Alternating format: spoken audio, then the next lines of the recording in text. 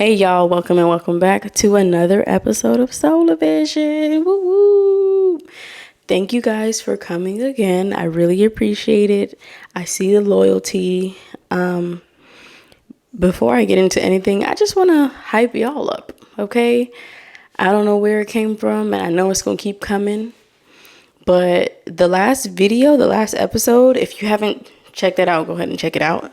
But the last episode that I posted had basically all the views that it got in the first 30 minutes, and that doesn't happen for me. So very thankful for that. Shout out to YouTube for promoting my video. But that last video got the most views. That last video got almost the same amount of views as my first ever podcast episode. And if you are a podcaster or you pay attention to views and stuff like that, normally the first podcast episode is the one with the most views, because that's when, you have everybody tuning in, not necessarily people that actually listen to podcasts. That's when it starts to dwindle down over the weeks or whatever. But yeah, 2 views short of the first ever episode. And this is episode 22. So yeah, that's very exciting. It's going to keep going up from here. The only way is up from here. But here is my check-in. How are y'all doing today? How's your day? How's your week been? Talk to me. You don't got to type it. You can say it out loud. Write it in your journal. That's something you can write in your journal if you don't have anyone to talk to. Paper and pen usually do the trick. It allows you to get your emotions onto paper and out of your brain, so you can have at least either some clarity or some mental relief, because keeping stuff in your head just loops it over and over and over again. And it might loop after you write it, but I feel like there's just a sense of relief that it's out and not in your head anymore. So that's the thing. So we're going to start this episode with our affirmations. If you're new here, we do affirmations in the beginning of every single video, except for the few that I forgot. Let's not talk about it. Everyone, please forget. But I do affirmations and I do a pause right after I say them so that you can say them with me. My voice is scratchy right now.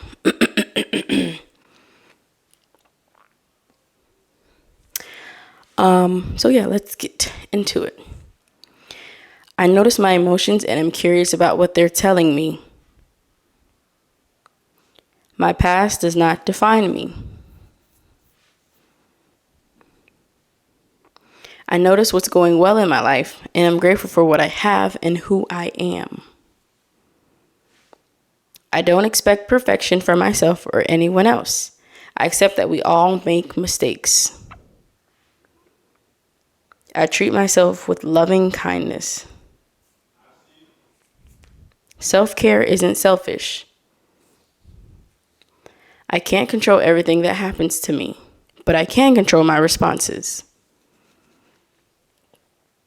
My feelings and needs are valid. I don't have to justify them. Sorry. My feelings and needs are valid. I don't have to justify them. I'm choosing to think positively. My mental health is a priority. I'm proud of how far I've come. Bonus, I will not give up. We can't give up. Snaps in the chat if that resonated with you. Comment your favorite affirmation. What stuck out to you the most? For me, I think it's I don't expect perfection for myself or anyone else. I accept that we all make mistakes. And I'm proud of how far I've come. My voice is not doing good right now. And I done sat here with AirPods in my ear all day. It's only been a few minutes. Dang, I'm supposed to turn on a timer so I know how long I'm uploading. Give me 1 second. Please hold.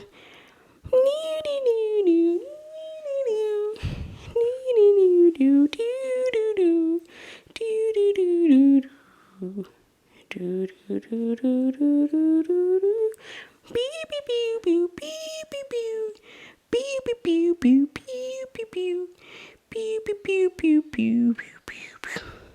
out of breath. So today I'm actually keeping up a promise that I made last week, because I feel like the week before every episode I make a promise about what the next topic is going to be.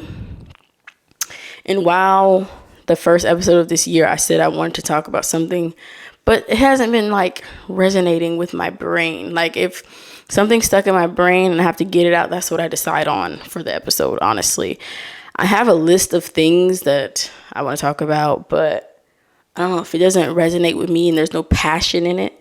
Yeah, I have facts and I have, research-based things and things that I've noticed from experience and observing people in situations, all that stuff, reading books. But sometimes what I feel is like in my heart wins. Because, does that need an explanation? Also, new hair color, new hairstyle. Actually, before I even get into the segment, I just colored my hair. I thought it was going to be a little more orange than this, but I know after and as it fades, it's going to be a little more orange. I can never get orange the first time with my hair. It's always red first. But this isn't as bright as the last time. If you remember when I just came out, boom, with fire red hot Cheeto hair. And I didn't really like it at the beginning because it looked like hot Cheetos, but after a while it did start to fade into a color I liked. So this color, it's a French cognac color. Maybe next time I'll just go with a straight ginger and see what color that gives me, just for experimental purposes. And then I'll probably go back to brown, honestly. I'm tired of bleaching. Not bleaching. I'm tired of coloring my hair. It just takes so much. You got to wash the hair. Then you have to put the color on. Then you have to wash it again. It's just too much. Even though I don't have to comb my hair out and it doesn't get matted because it's locked. It's just too much.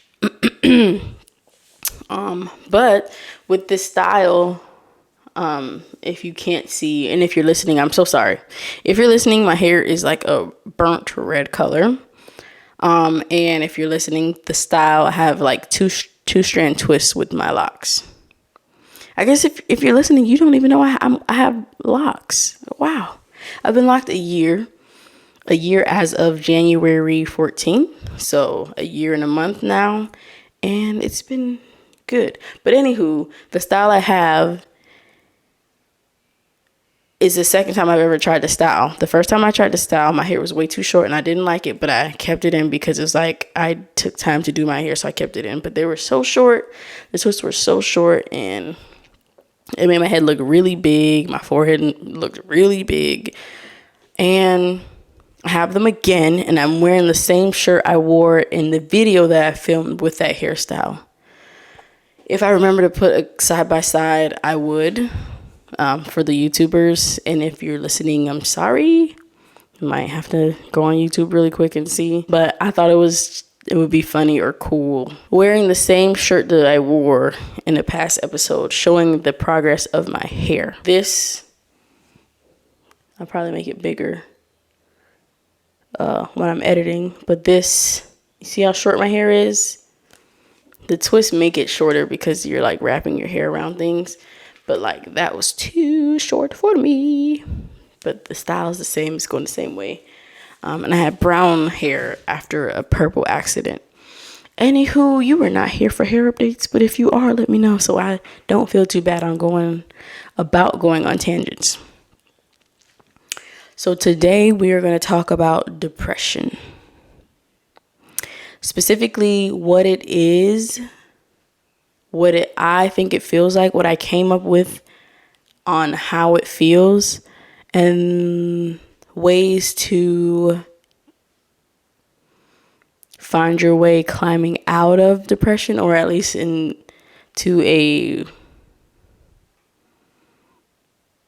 ways to not get so deep into depression. Maybe that's the way I want to say it. And things that you shouldn't do.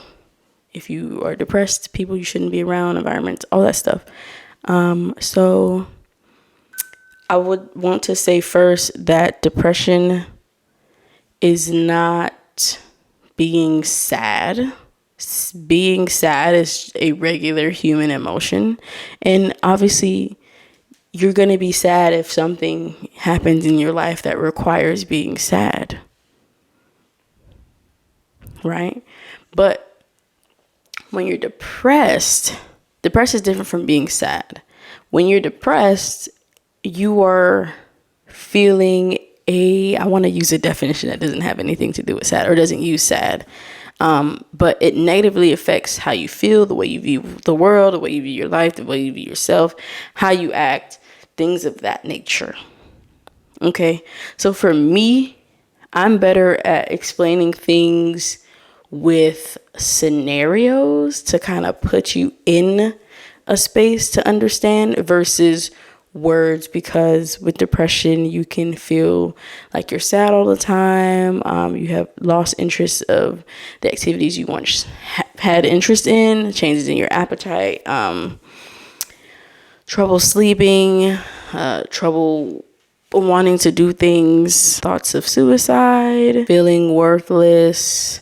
The list goes on. Feeling like you're not enough, feeling like it's probably better that you won't be on this earth, kind of stuff. Feeling like the everyday activities are pointless, nothing's worth it, and you can't even muster the energy to even get out of bed. Not because your body can't, your brain doesn't want you to get up. So what I see and how I would explain depression, actually, let me give you some background.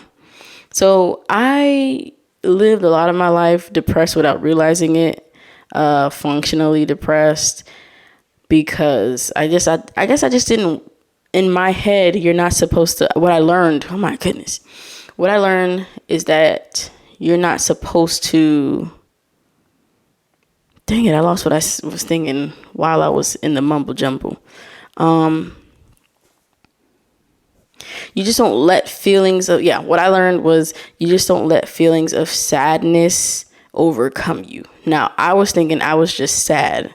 So you have a lot of people in this world that think they're sad and call it depressed.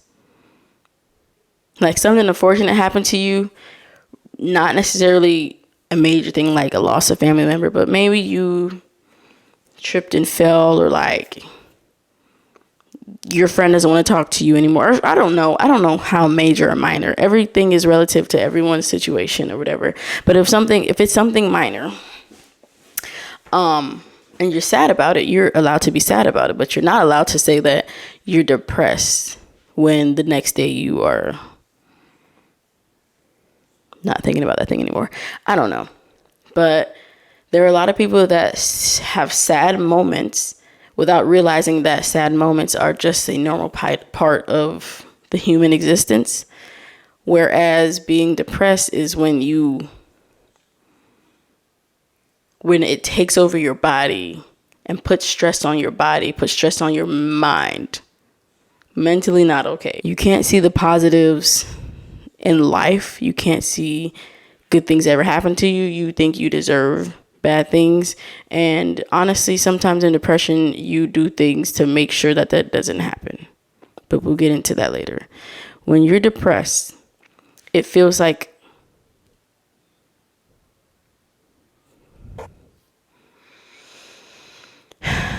putting depression in words is very hard. I'm not going to lie to you, but I'm trying to put them into words to make them make sense before I go into I'm trying to challenge myself to put them into words on the spot. Probably wasn't a good idea, but I'm going to try. Because sometimes when you're depressed, you don't even know, sometimes you don't know why you're sad. You just feel like a deep sadness or deep feeling of sorrow. And sometimes you don't know where it's coming from. So back to my background. I'm sorry, I'm jumping all around. So when I was growing up after college and stuff, I was, always sad because I've had things that happened to me in my life, but I never processed them. So as long as I didn't process them, I wasn't technically depressed. I was just, being strong. So I just kept being strong. And it wasn't until my kids where I realized actually it wasn't until I got pregnant with my first son where I realized this is not just sadness. There's some stuff going on with you, and we got to figure out what it is. When it's like,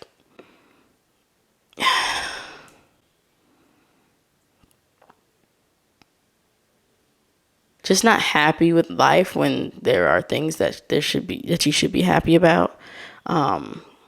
Crying yourself to sleep, not wanting to get out of bed, just feeling like the pressure of the world on you and you can't get up because that pressure is heavy. And I was able to still stay strong, ignore all of those things until I gave birth to my second child. And then it also hit me again. And that's when I realized, like, okay, I need to dig deep and figure out where this is coming from. Not saying that this was an easy process. I'm just summarizing my story because this all happened in the span of 5 years, as far as,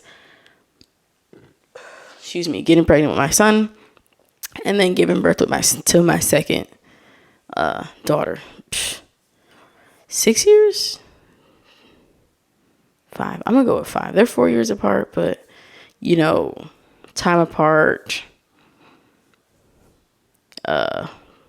being pregnant. So I'm going to say 6 years because being pregnant doesn't count for their age. Anywho, it was a long process thereafter, and it was, honestly, it made me realize that, 1, support matters, and 2,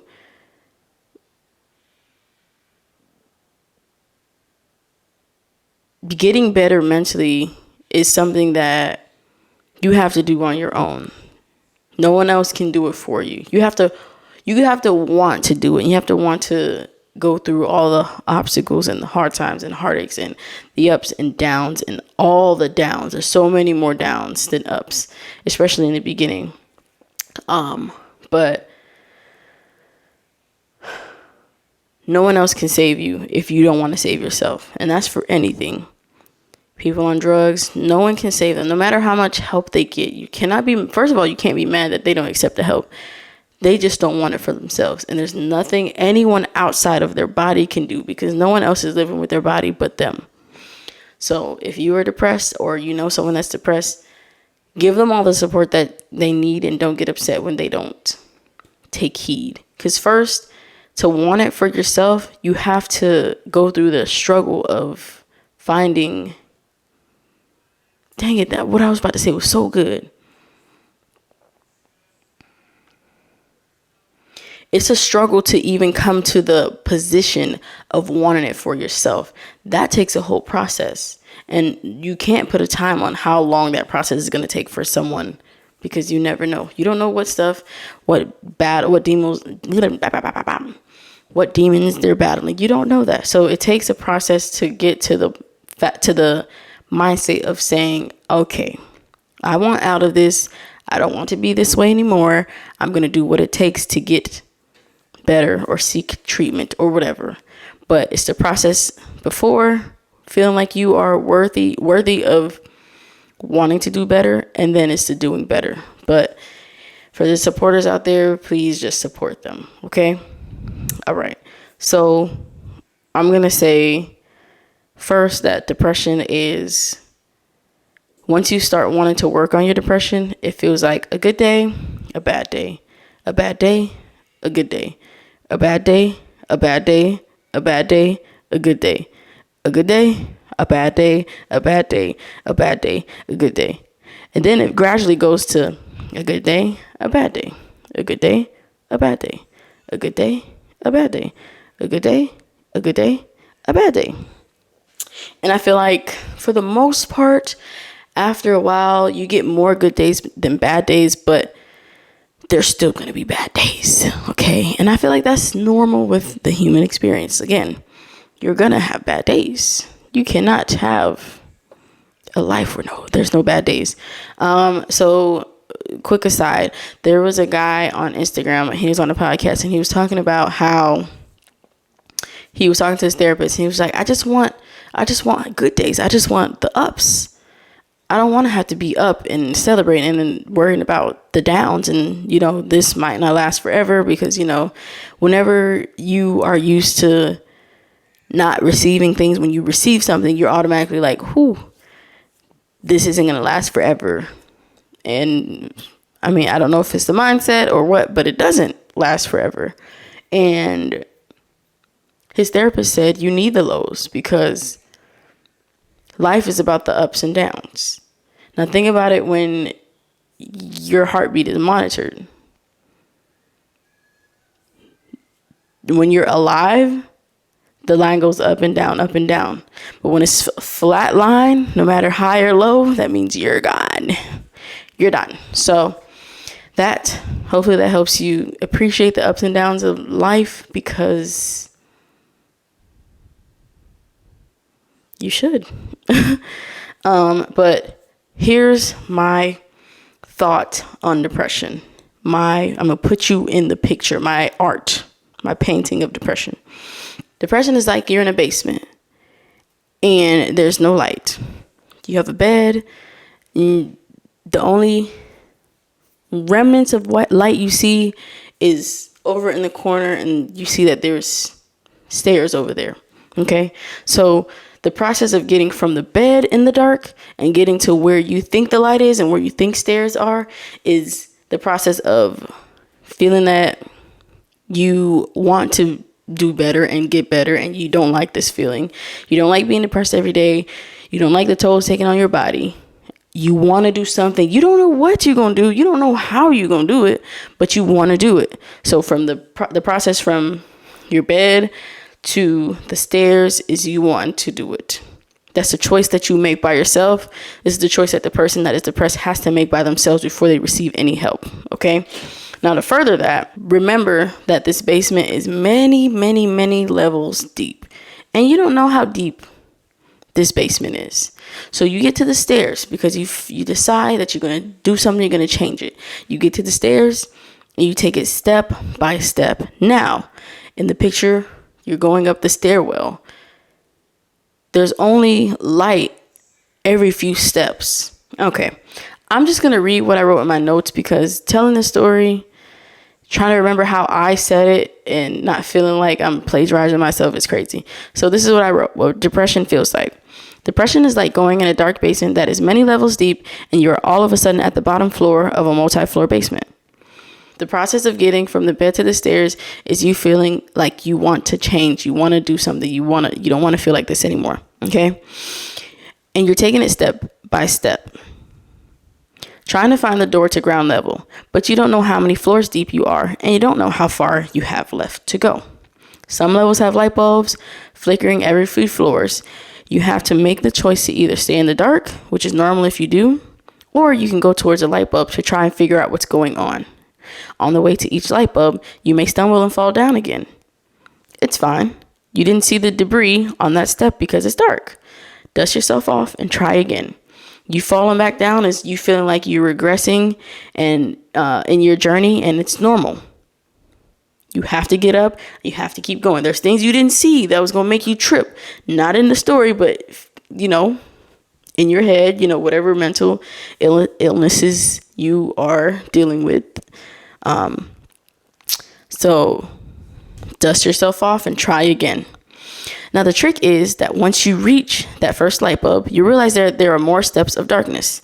Not as dark as it was at the bottom, but then another flickering light bulb. So now your new goal is to get to the next light bulb. This translates to taking it step by step and light bulb by light bulb, which also translates to taking each thing in your life one moment at a time.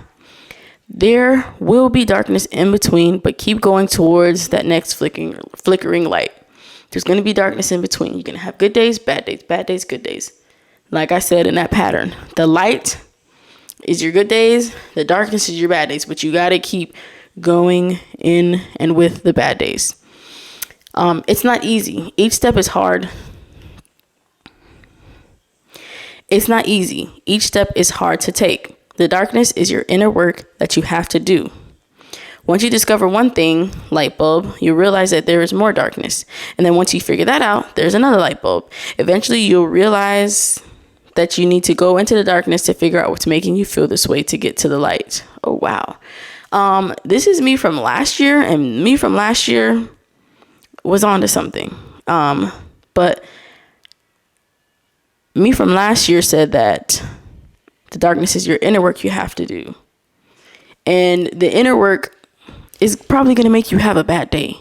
It's going to make you feel like you're never going to get better. You're never going to be all happy and free on your healing journey. But just know those bad days, the days where you do your inner work, the days where it might not be your inner work, it just might be a bad mental health day. Just know that once you keep going, it gets better. But you have to keep going. You have to keep going. That's the whole point of this. We don't want to end up back at the bottom of the basement. We have to keep going. We don't know how long we got to go. That is still unknown. But we have to keep going.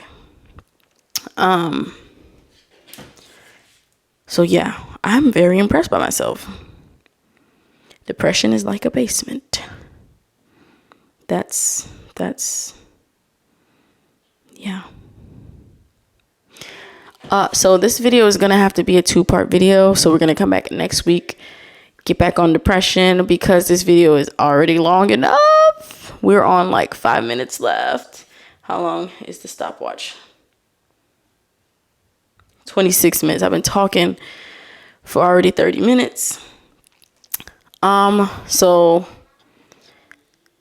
let me know what you think about my description of depression. Let me know your thoughts on depression. Have you experienced depression? Have you experienced someone else experiencing depression? Have you been the support? Let me know where you stood and where you stand on this depression journey. Please come back next week, because I'm going to discuss more about what I wanted to talk about. I want to talk more about steps to take to get yourself out of depression, to get yourself from the bed to the stairs.